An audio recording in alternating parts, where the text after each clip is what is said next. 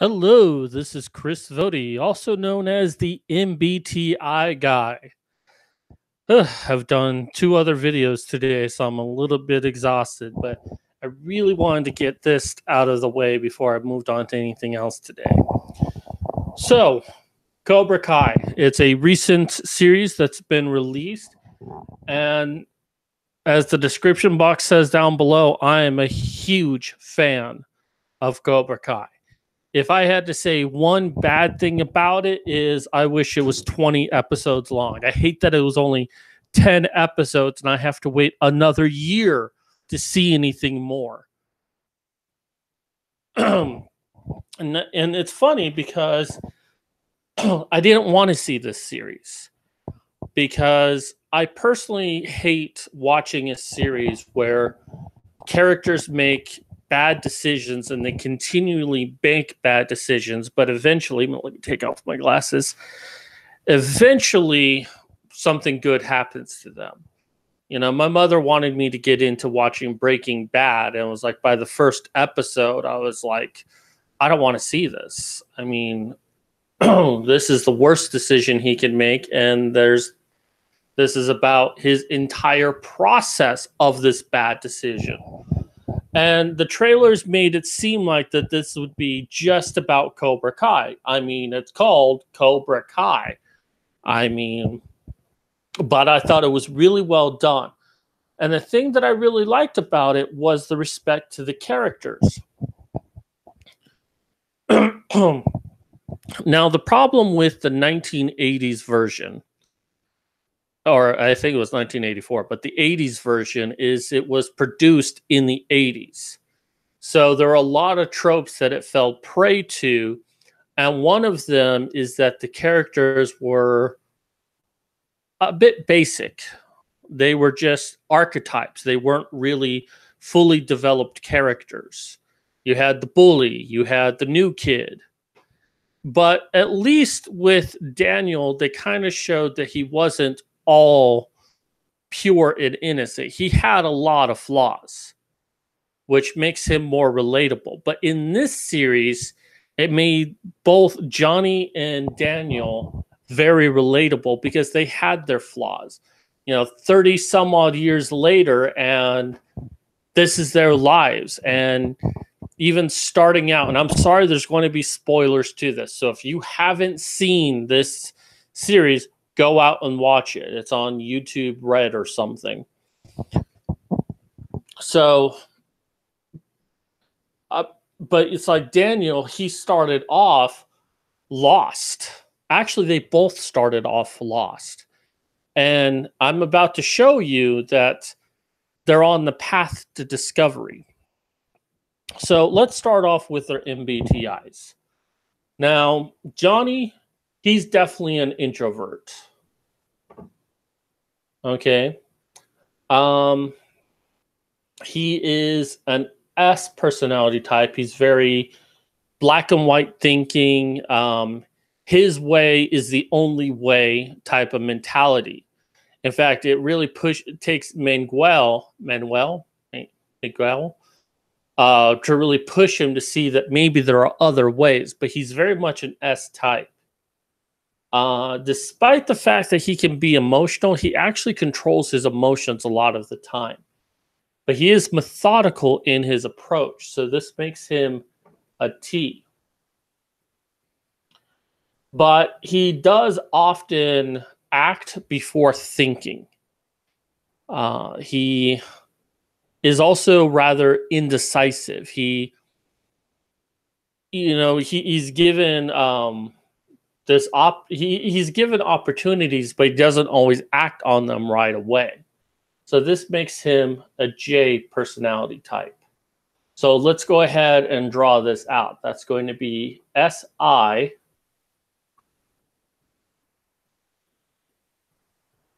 No, wait, I got that wrong. He's not, because, sorry.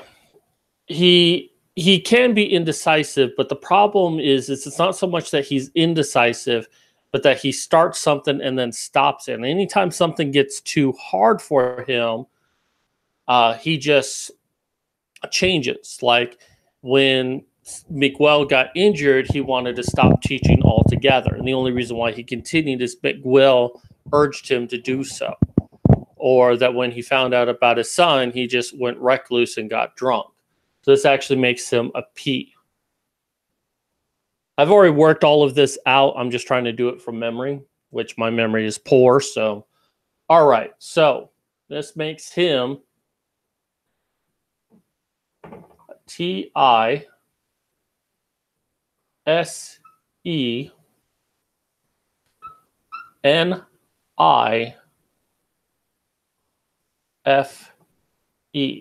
Now, this actually makes sense because, as we said, he can be emotional, but only when he is really stressed out, which is fitting that his FE is his inferior type. Let's talk about Daniel. Daniel is an extrovert.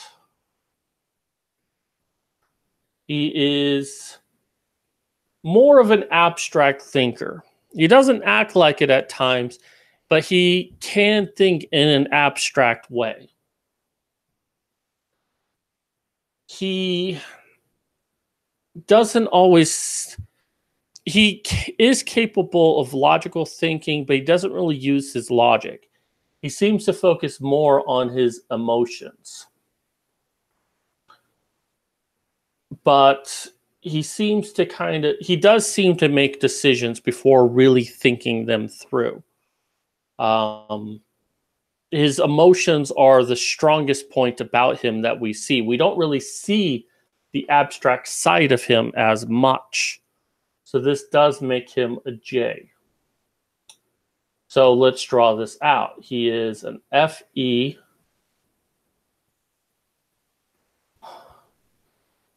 NISETI.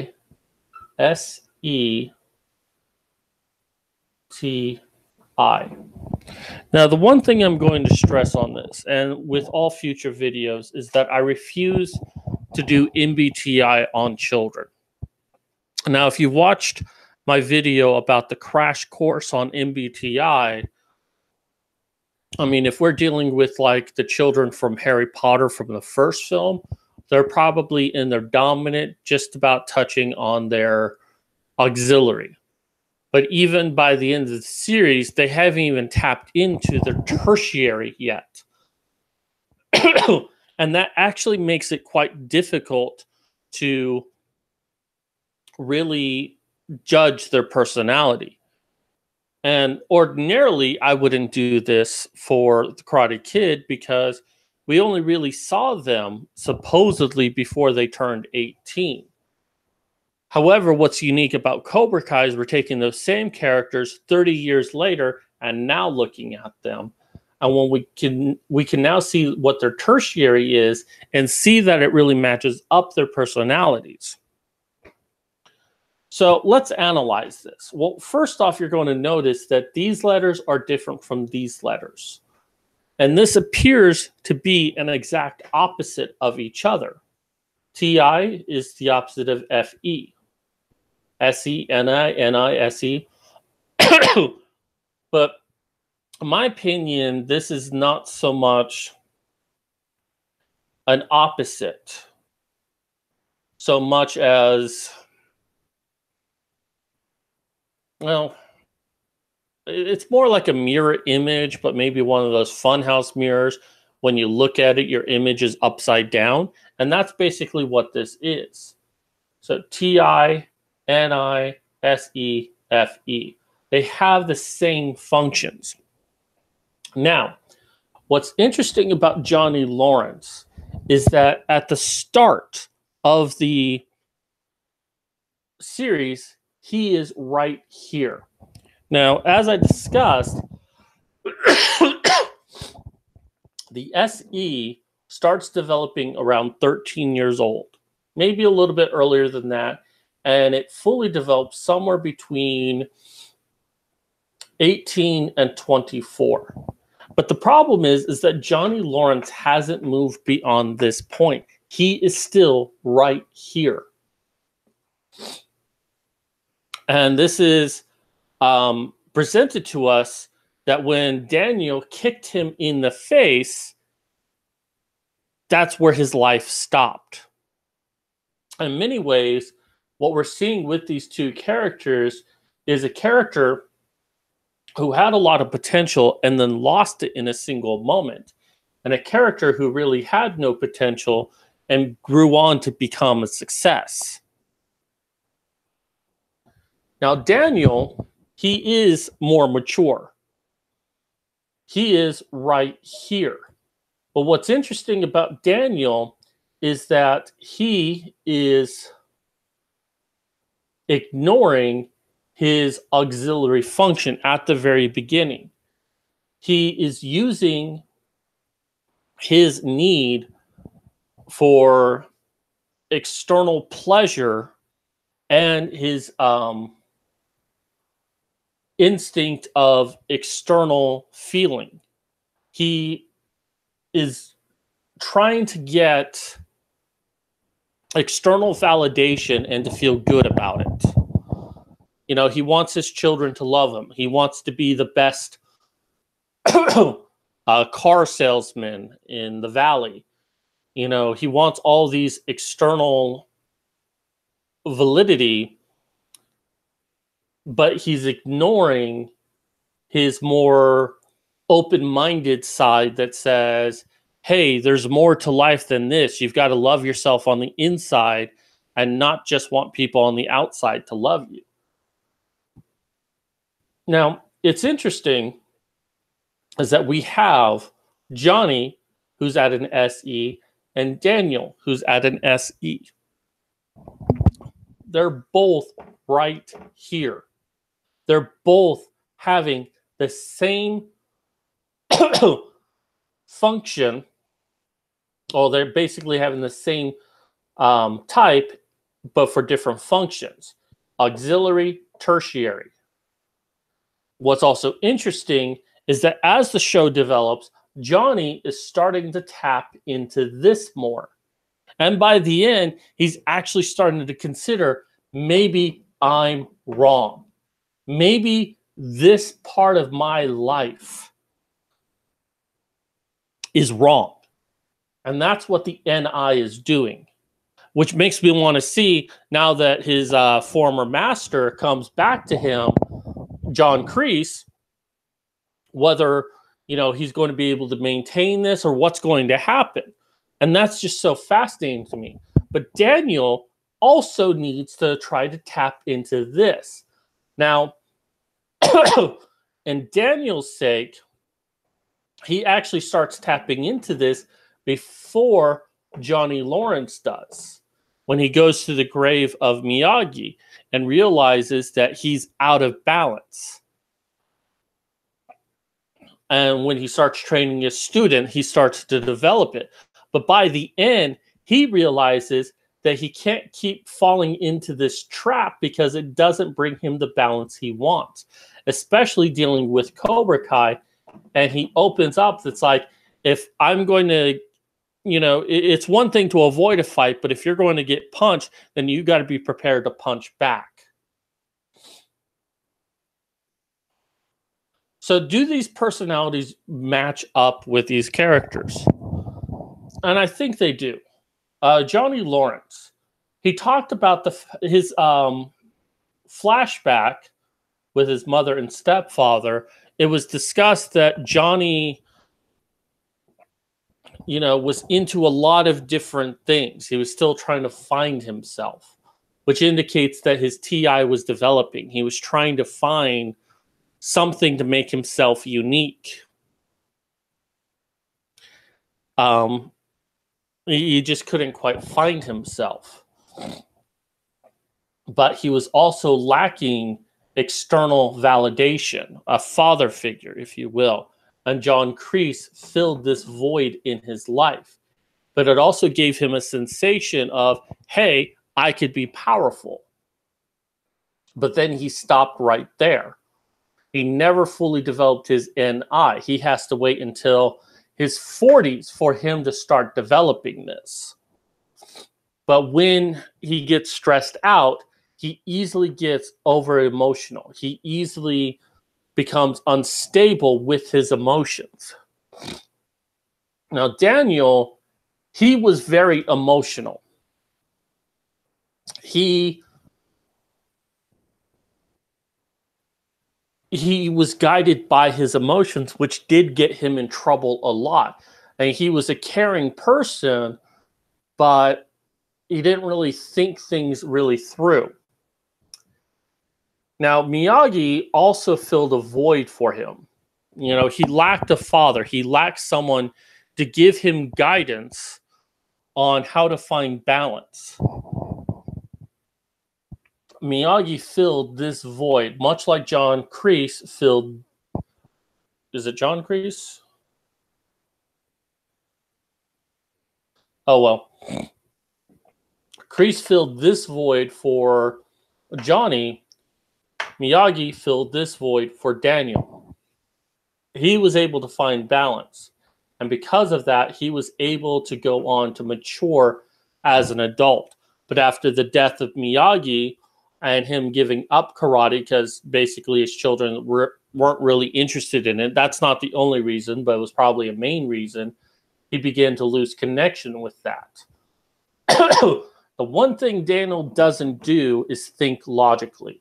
If he ever took a step back and actually thought about things, he would probably make a lot better decisions than he does.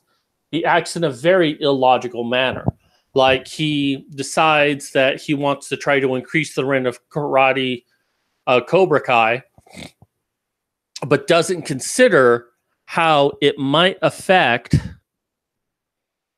anyone else that's there. He doesn't care. He's only solely focused on that, which again is this SEFE loop that he's experiencing.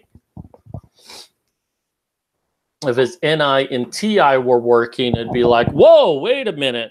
Consider the repercussions of this. Consider that other people would be affected by this. It's not until his wife comes in and it's like, well, yeah, but you just screwed over everyone else that's there. Didn't you think about that?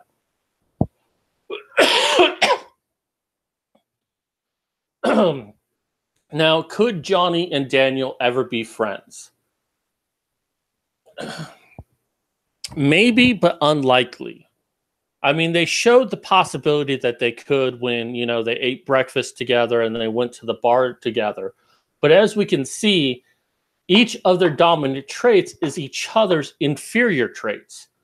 Daniel's dominant is Lawrence's inferior. And Johnny's dominant is LaRusso's inferior. They just won't get along.